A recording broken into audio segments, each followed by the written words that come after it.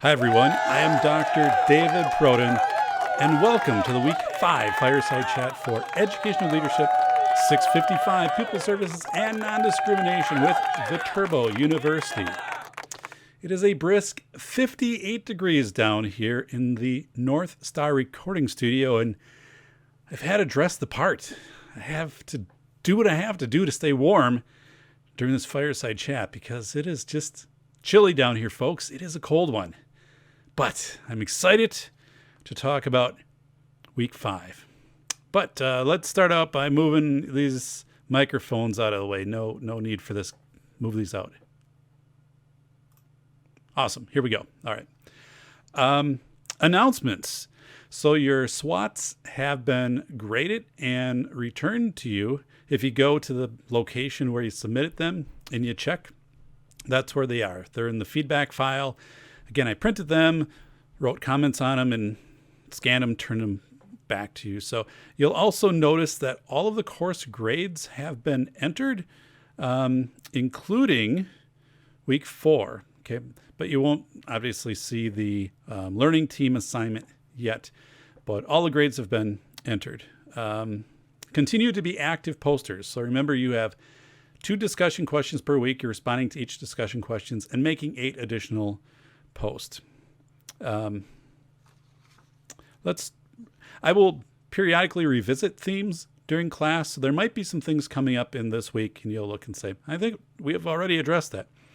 We have sometimes, but now we have new information, new ways of thinking for how we approach things. So we want to look and say, are we more informed about how we would address this now than when it was first presented?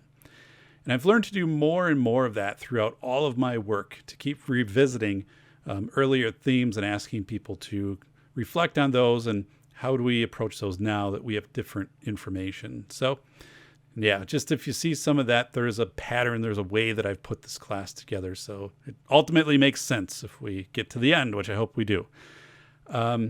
Your learning team papers should be functional. So some people have asked me, how much do we have to adhere to the AD or the APA citations and, formatting and, don't worry about it.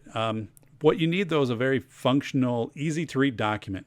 So if you're, imagine if a board member was to receive this presentation. So you're trying to educate your school board about, allergies, and you're using this example, okay, to walk them through it, or, new administrators, whatever it would be, parent group. So, something that's easy to consume, but addresses the points which are laid out in the syllabus. And, if you have something like a 1-page allergy at a glance document, share that. That's fine. But what I don't want is that you paste, here's 8 pages of policy we have on allergies. So we're just like pasting it into the project. Don't do that. Like I've seen all of that, right? So, you can make a reference saying we have board policy, whatever, and it pertains to, allergy awareness and how we prepare for students with allergies. But I don't want you to copy and paste all of these district documents into your form. Now, or into your paper. Some people have actually put together, a 1 or 2 page, as they would in a district, health plan for Bruce, or allergy awareness plan, something that a substitute teacher, might receive, or, somebody else in the school. So, so the humidity is low. Humidity is low down here.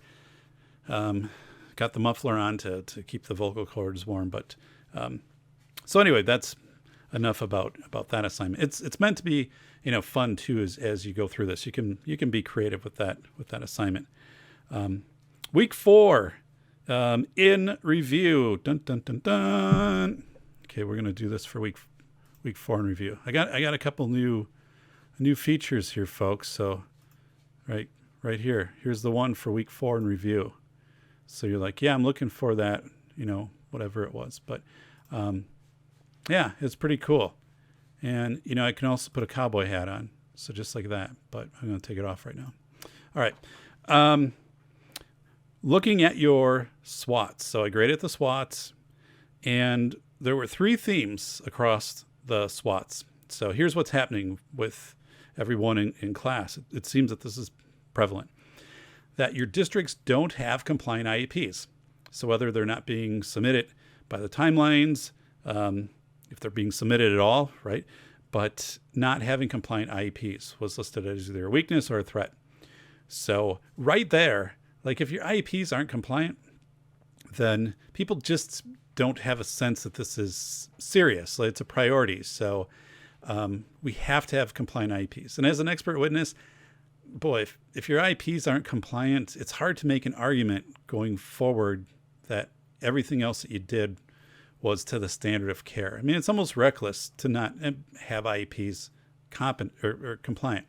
Reckless is a legal term, meaning that you're aware that not having certain things in place could put someone else in harm's way. So it's arguable. I mean, it's just not a practice that you want to get into. So that obviously needs to be addressed. And if students aren't receiving the services that they should receive per the IEP, of course, now we're dealing with discrimination.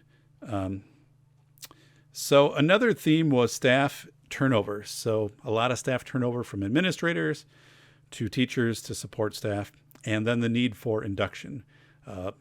People coming in and learning how we do things around here. So, and there are ways to do that, right? We can record things either with a phone or with an iPad, create some of these records. We make sure that whatever we've presented, that we keep those documents in a file. We have mentor programs. We can pass knowledge, it's kind of legacy knowledge. You'll find that, it's all also in School of Theirs, but so making sure you have a robust induction process, putting people with a mentor and getting them the training that they need, because otherwise they're just going to burn out and they'll be gone.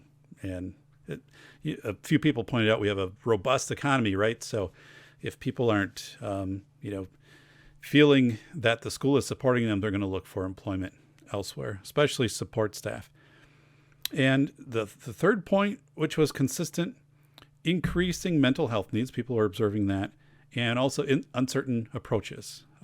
People noting, hey, classroom teachers feel they want to address this in the classroom without students being maybe pulled out for services, yet is that really a good model because maybe they've only received limited training, youth mental health first aid or something like that. So, and that goes back to the slide I posted last week where it was 2015. We had the Mental Health in Schools Act in the Senate and House. It didn't pass. So we don't have any federal guidance on that. And we don't have any state guidance. So even when we see these grants come out of the DPI, the grants come out and no one has this figured out. And don't believe that anybody does because they don't. You can watch the video 1983, Children of Darkness, just to give a point. We haven't been working with this that long. So we just have to realize, again, we're in the infancy of working with students with mental health needs. Many of you noted wonderful collaboration with your county, with your third-party agencies, and supporting students. And that's, of course, what we have to do. So thank you, so much for being honest and being candid in your SWOTs. Did a great job with those. Again, 3 themes: not being compliant with IEPs. Take care of that right away. You don't want to be the director that is steering that ship and not addressing those issues. Staff turnover and induction, pairing someone up with a mentor, having a robust induction process. You want to look at those, and increasing mental health needs. Everyone is faced with that. So let's go to week 4 review, the Youth Code of Silence. So February 6th. So this is important. So the Youth Code of Silence, of not having youth inform practices that keep them safe at school, or just their voice, whether it comes to bullying, harassment, and so on. February 6th, the Southern Poverty Law Center, SPLC, sued Marjory Stoneman Douglas High School Safety Commission for not allowing students to voice concerns. So what was happening is the commission was holding hearings, and then they would change the time. So they would be like during the school day, the students wouldn't be able to get out of school to participate in the hearings. So this is significant. Broward County also is really bizarre how they operate. But I didn't post this in class because I just was made aware of this. But, You might want to check that out. SPLC sues Marjory Stoneman Douglas High School Safety Commission for not allowing students to voice their concerns. So we'll cover that a lot this week, of getting the qualitative input from students and staff. So let's look at the week 5 preview, looking ahead to week 5. All right. And this is what we're gonna do. All right. It's our week 5. You see this? It's like that's week 5. We'll do it one more time for week 5. All right. Okay. Yes. Here we go. All right. We will take that off. And dun dun dun dun. Alexandria Virginia Schools Pupil Services Program Assessment, and I've got it over here on the right. All right. Okay. Here we go.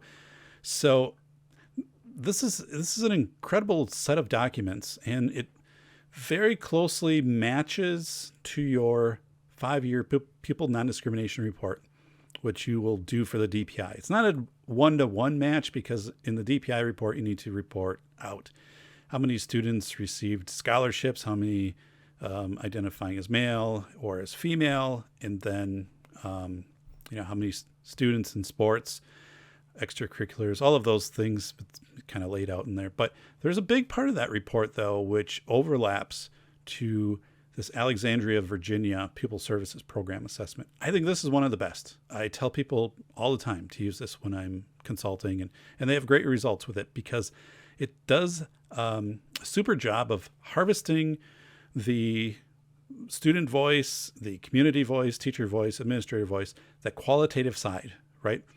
And bringing it in, and then also having the quantitative side. But so many of these reports are just heavy quant or heavy numbers, and people are like, I don't know, tune out on that. Like, who wants to just get saturated with numbers outside of context? But that's kind of what we do a lot of the times. Yeah, believe it or not, back in like 2002, when I was starting out as special ed director, we had a year-end report that the DPI required about your student services program at the different schools. It was a narrative. You wrote a few pages about program for students with intellectual disabilities, transition. It was completely a narrative, and it was awesome. Like, it had such rich context. Those were incredible reports. And then, they were eliminated for much more numbers-driven reports. But I don't think that was an improvement.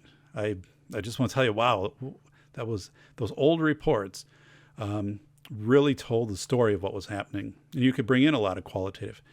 But also, so this Alexandria, Virginia, you might come into a district and be asked to do an assessment of pupil services programs. So this is a good template to use.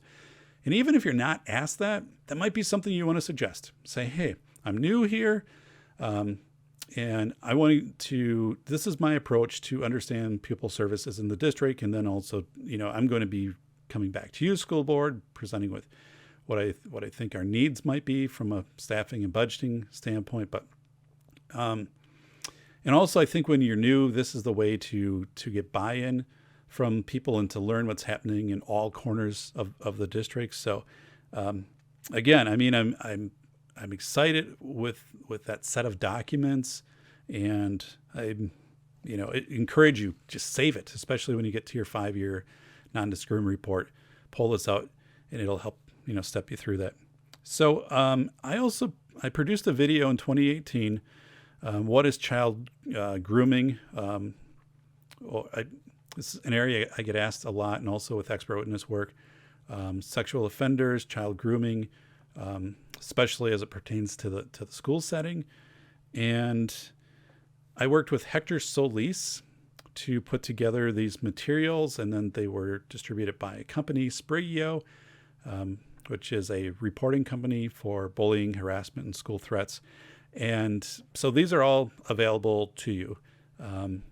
This is an area where, as a pupil services director, you're probably overseeing things that might have to do with child grooming, sexual offenders, online online grooming, it's kind of what we think of like the Chris Hansen videos, right? But this is, your school counselors educating students about here's how to identify if something is happening. Usually it's friends that identify it, bring the information forward. Sex trafficking, human trafficking, both very big into this video that I did. And it's amazing how prevalent that is. I'll work with small districts, big districts all over the country, and this happens. So if we can be aware, and I had a presentation I gave in fall. I'll have to go back and look and maybe pull out some of the slides, but I also worked with cultivating a set of questions that you could ask students that have been backed by research, backed by, here's questions that the FBI uses to, encourage people to talk. And really, it's a safe set of questions, but, so you're getting information coming forward if students are targeted for grooming, or if they in fact are the recipients of grooming behavior. So, but, and you also want to make, parents, staff aware of signs, symptoms, or things to look for, how to make reports, and of course students. So that set of resources from Spragueo is available to you. And also the Lodi School Board policy for ICE agents or immigration agents on campus.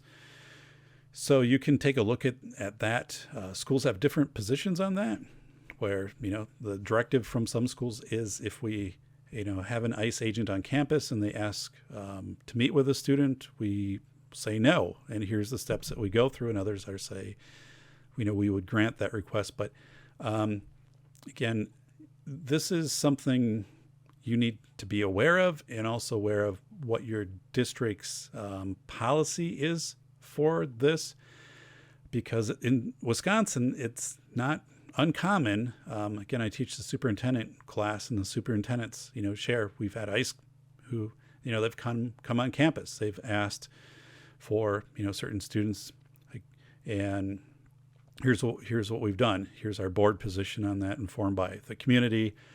But you want to make sure that if this isn't in place, that you bring this up and say, we need to have a discussion about this, because it's substantial. You want to know what your district's position is on that, and then I guess how you're going to inform that position. I mean, they might come to you. Just a second. That is preventive measures, so we don't have a cat climbing up here. But yeah, you'll want to inform that discussion. So. Week 5, reflective teaching annotation. County social workers have a right to meet with students in your school, so they absolutely do have the right to do that. But here's something they don't have the right to do.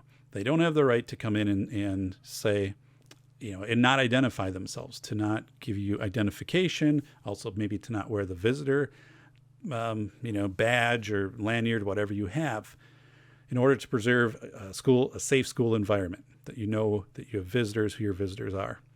So this is a point that I butted heads with the county on this. And I said, I'm not standing in the way of county social workers coming into the school.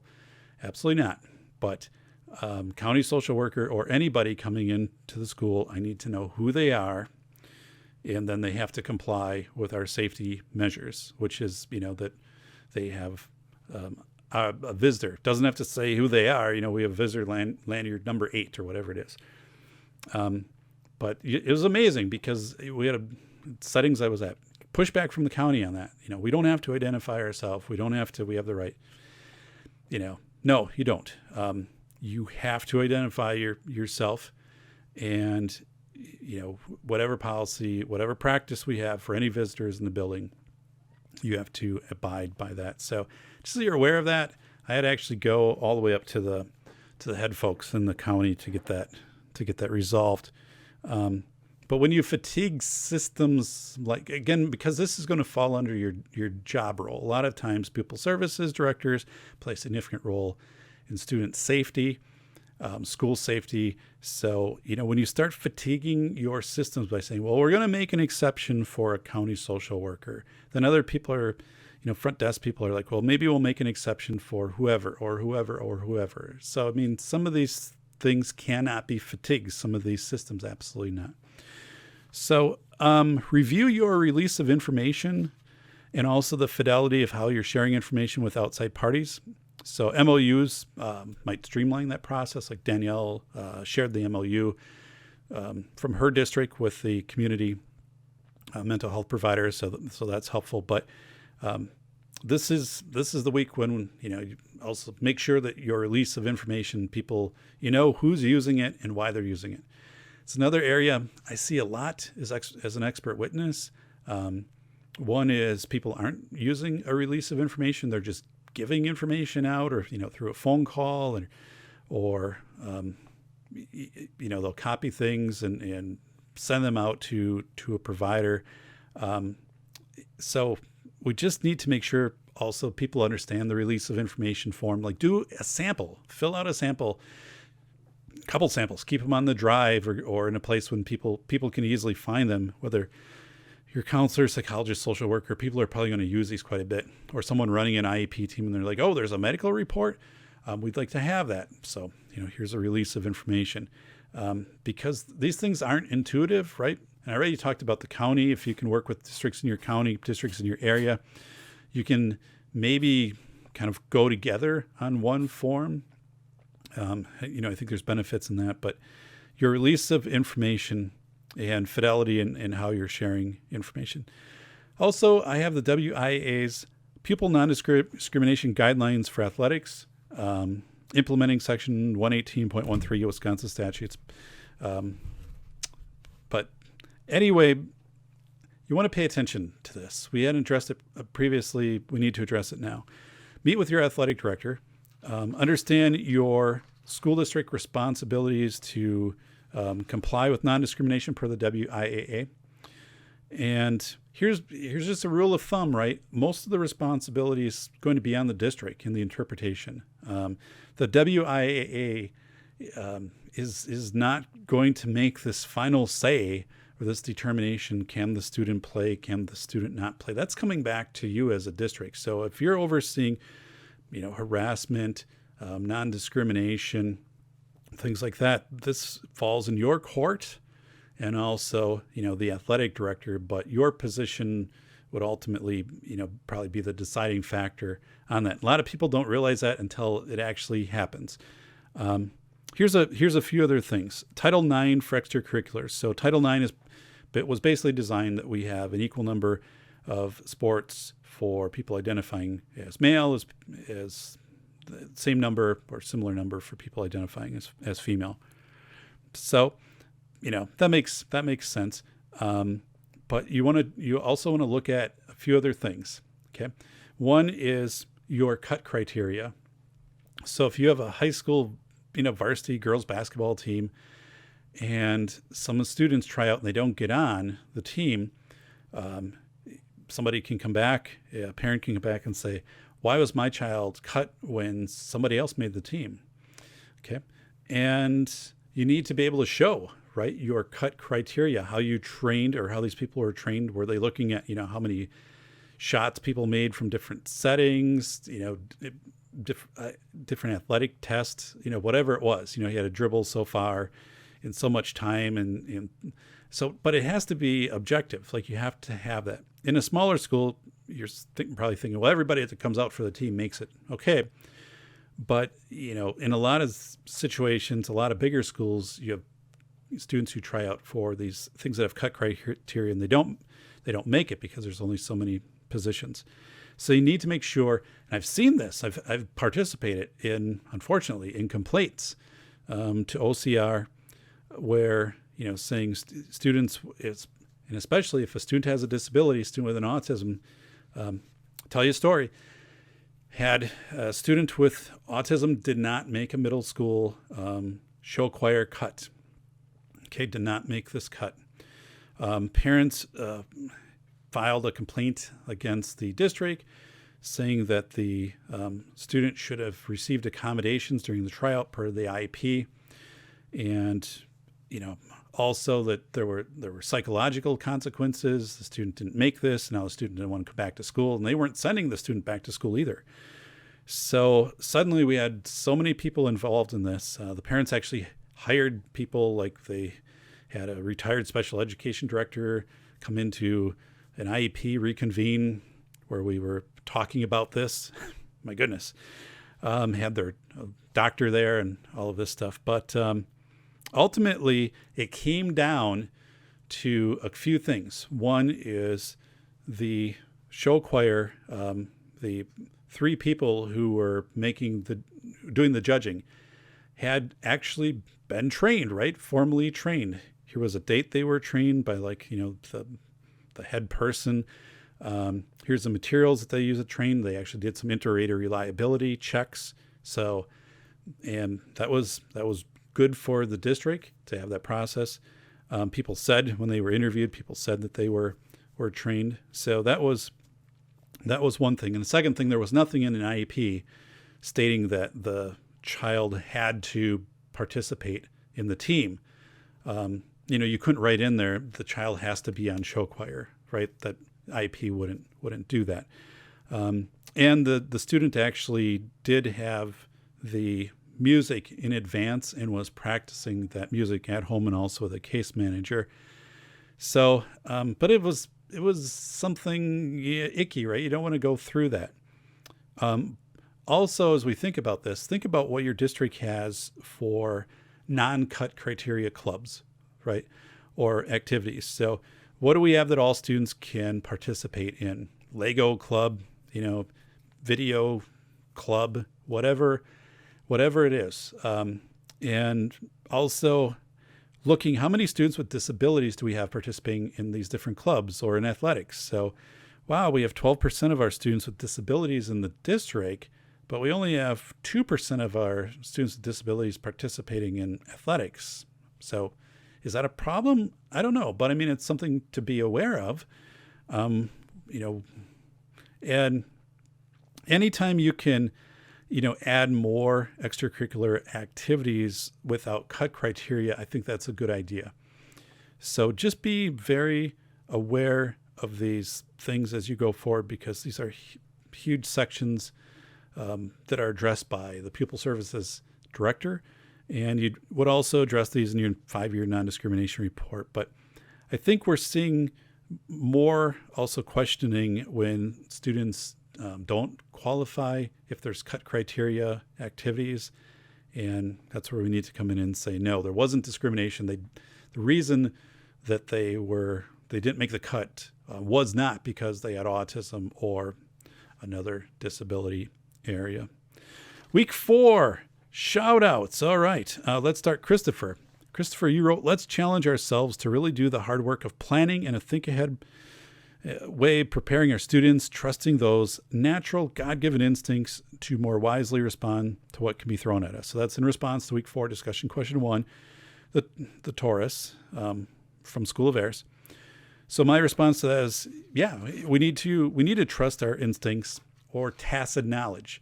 So we have a lot of experiences. We've built up a lot of knowledge, and we know how to respond to a lot of things. So an example of tacit knowledge, and this is something I don't think we give enough credit to educators, but tacit knowledge, it was Gary Klein back in the 80s researched firefighters in California. And then the question was, how do they know when to make decisions? Okay. How are they interpreting their environment? Is there something else going on? And one point that was very interesting in the research is firefighters who were on roofs, and the roof was about to give way, right? And they got off. And some of this was formal, but some of it wasn't. They just knew to get off. And then they were interviewed, and they were asked, well, did it start to feel soft, or was it like getting warm, or what was the indicator? And like, we just knew to get off, right? We just knew. But it comes down to, there's a lot of tacit knowledge all of us have. And if your gut feeling is positive or your gut feeling is negative, that probably is going to align pretty well with the decision you should be making. So, Christopher, thanks for that. It's also the reason why zero tolerance policies back everybody into a corner. They rob discretion from administrators, and people go down this horrible mess of making bad decisions because they're tied to zero tolerance policy. I think there was one, what was it this week? A 6-year-old girl who, made a gun motion with her hand or something on a playground. She was also a student with a disability. The police were called by the district. And I was doing some more research into that, and it just seemed like, there should be a response to that, right? There should be a response, but not a first response of calling the police in that circumstance. But when you, again, get tied to these zero tolerance policies. And the thing is, when you forensically look at these and you interview people about these type of policies, they'll say, it didn't feel right, like the whole time, like that gut instinct, like Christopher, you're talking about, like people say, like, this didn't feel right to do this. So you gotta know your gut instinct and tacit knowledge. It's usually going to serve you well. So week 4, thoughts and reflections. Jennifer wrote about using the article Giving Voice to or Students' Voice to help adults have a discussion about bringing students to the narrative. I think absolutely, right? If we don't, students, that's our school. And yet we isolate, or we just tune out this population. I had Nick Schulaner on my podcast maybe a month ago, and Nick's been out of high school 3-4 years, but he went to Todd Beamer High School in Washington, which is a large school, and he talked about largely his impression that the student body had been kind of just pushed to the side, and teachers were going to do what they were going to do on a number of issues, and not allow students to inform those. There's something I pointed out, and it's that YouTube has a transcription feature. So you could take this, Fireside Chat and actually pull out a transcript. There's just, you can download it. And that's really cool, because if you interviewed students or faculty or whatever, but let's say you interviewed students, you sat down 20 minutes with some different focus groups of students, and different topics, bullying, harassment, safety, whatever it was. You could then upload that video. And if you don't want students' photos, then just have the camera on you. So, it's fine. But you're interested, not in the video, you're interested in the narrative. And then you can download a transcript, and you can go through and quickly code. You can take out a few quotes if you want, saying student did this. Remember, we talked about making a monitoring report to the board, things you're going to put in your 5-year Pupil Services Nondiscrimination report. But that's powerful stuff. Like, that's amazing. You could put in a parent newsletter. Hey, we're interviewing students about whatever. Here's what some of them had said. You don't have to give out the student's name if you don't want to, but this coding process, the barrier to qualitative interviewing is someone always has to write it down, right? Or you have to send it to a transcriptionist, and it costs money, it takes time. But now you don't really have to do that. Granted, it's not like a super smooth process, because there's some things that, YouTube is going to mix up, if words sound similar, but it's actually pretty effective. And I don't think you need to be 100% on your transcription to pull out themes. I posted that. It's interesting. Or you could just go on YouTube and say, how do you get a YouTube transcription? And it walks you through that. So in response to discussion, week 4, DQ2, Danielle wrote, restorative justice is such a lovely concept and so complicated to implement. Right. It is complicated. And the part of that is, if we're going to do that, we have to say we're going to keep restorative justice for a handful of instances, and we can't use it across the board just because it's going to burn people out. They're not going to have the time. And if you water it down, then it just becomes, nothing. People just disregard it. So it's a challenge, right? And we're just being honest and upfront about that. I've seen it most effective in instances where it's not been used a lot in schools. It's been reserved. I shared a story of high school students who had set a playground on fire at an elementary school. And then there was a restorative project that they helped inform. which was very healing for the students involved at the elementary school, and then also the students that authored the event. The students at the elementary school were saying like they felt someone was out to get them, like they were nervous to go on the playground. And the high school kids, once they understood that, they were like, hey, we just, we didn't mean to scare the kids. It had nothing to do with the kids. We were just doing this out at the playground. And they never realized that. And it was really a powerful moment. But yeah, my thought, restorative justice needs to be another tool in the toolbox. And I'll be honest, I've never seen a district sustain restorative justice just because there's so many other needs.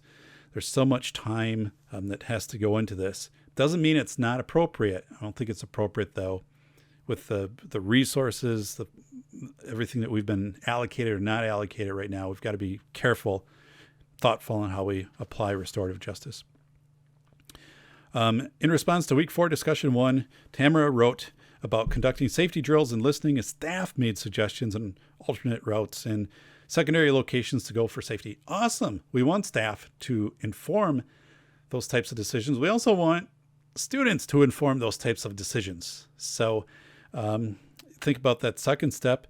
The end users, staff, students, we need to get them so they inform our practices and protocol.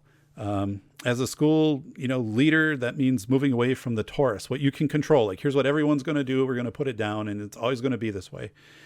But we have to get out toward the crust of the bagel, and we've got to let other people have input and listen to other people.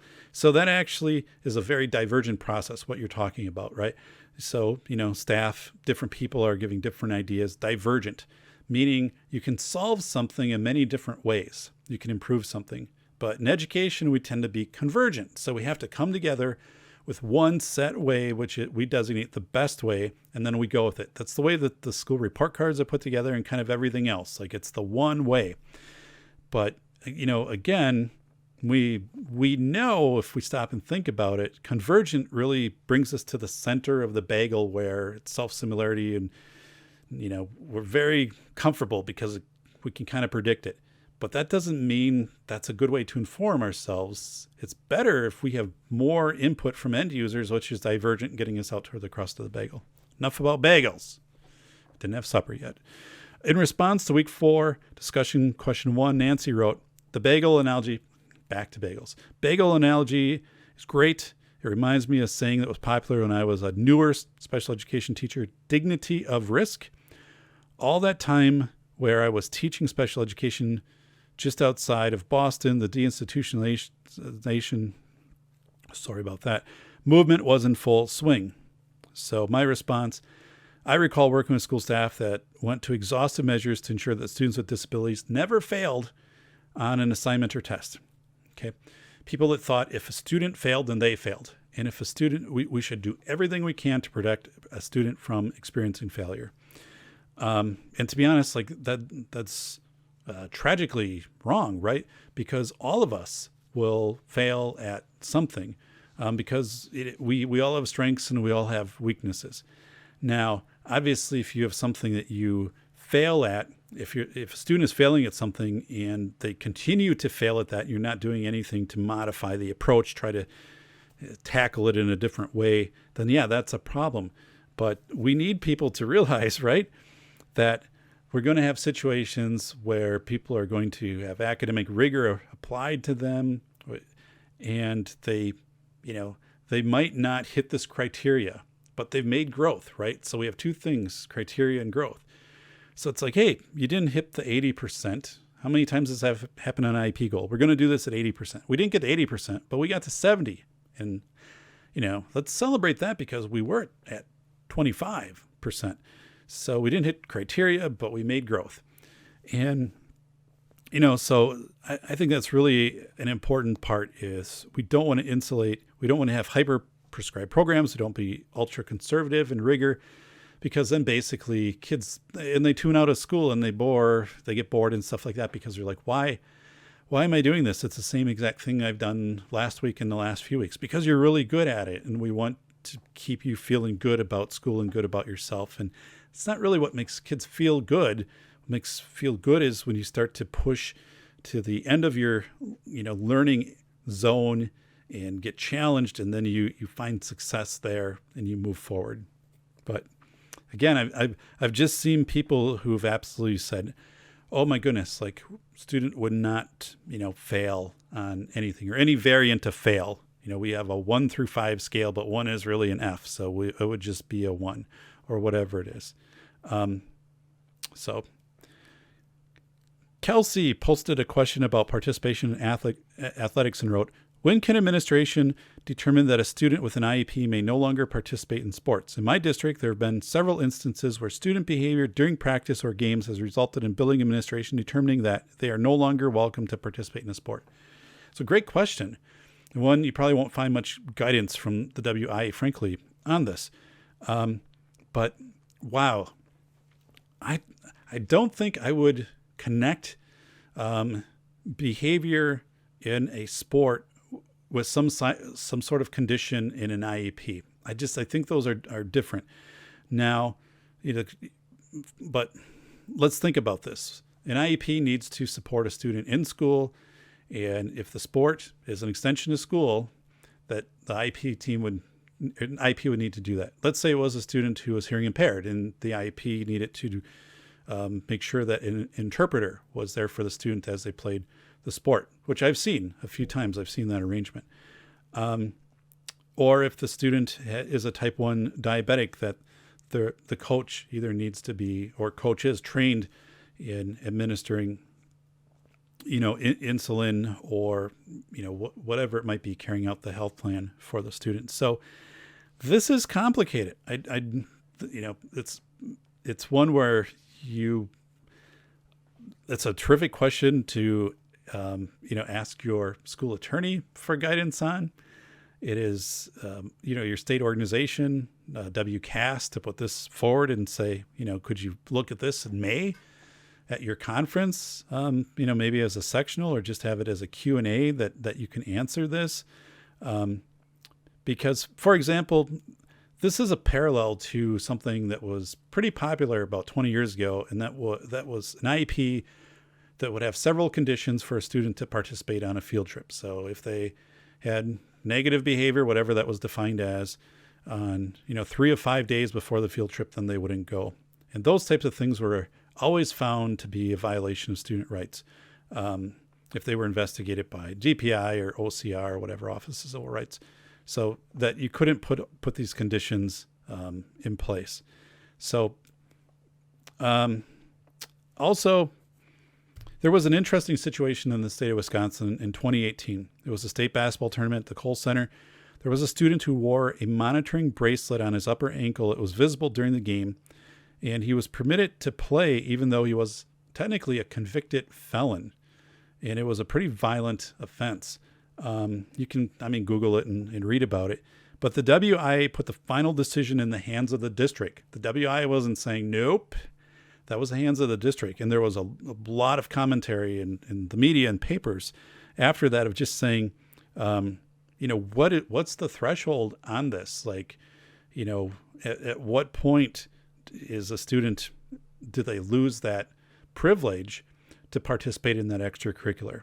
So I think the point coming out of this, Kelsey, really is that you've stumbled across something that everybody kind of gets to this point as a pupil services director or superintendent, and that's that these decisions are not made at a WIAA level. Very, very rarely. They are mostly made at a district level. And frankly, what you're talking about, I'd want some guidance from legal counsel on how to frame our, code of conduct and how it interfaces with the student IEP. That'd be a great heading for a breakout session at WCAS, right? I don't know that. But this is something where you need to get this answered. So Greg, you're going to help us close this out. And so what we're going to do right here, Greg. So we're doing a wow here, right toward the end. And then we're going to do this. and we're going to do this. All right. And then hopefully we won't do this. No, we're going to be in good shape here. All right. So, week 4, discussion question 2. Greg wrote, there continues to be a growing presence of alcohol, tobacco, marijuana, meth, amphetamine, and abuse of prescription drugs in our community. Student education by itself is not enough. And then among students, there seems to be a lack of concern for their lost potential because they often don't see their own potential. Yes, right on. So part of this comes back to Youth Code of Silence, getting students involved, right? But your statement is extremely noteworthy. A year ago, I was consulting with a researcher in Iowa who's studying AODA as it relates to students. Similar to what you said, it's a very similar discussion. She noted that both children and adults in her study had used drugs or alcohol, but a few things. One is they didn't have any short-term or long-term goals. So she would ask, she had specific constructs. So she was asking, do you have goals? And then defining out goals in different ways so students or people could say, yes, they have these. But basically what she was finding is people didn't have goals. There were no goals. And then she would have a different activity of, how would you put together a goal? What should be a part of a goal? I'm simplifying this. It's an entire dissertation that she did. But, and they didn't know how. They're like, I don't know. So the thing is, you never look beyond the next moment of what's happening. And once you timeline things out, that's been proven, right?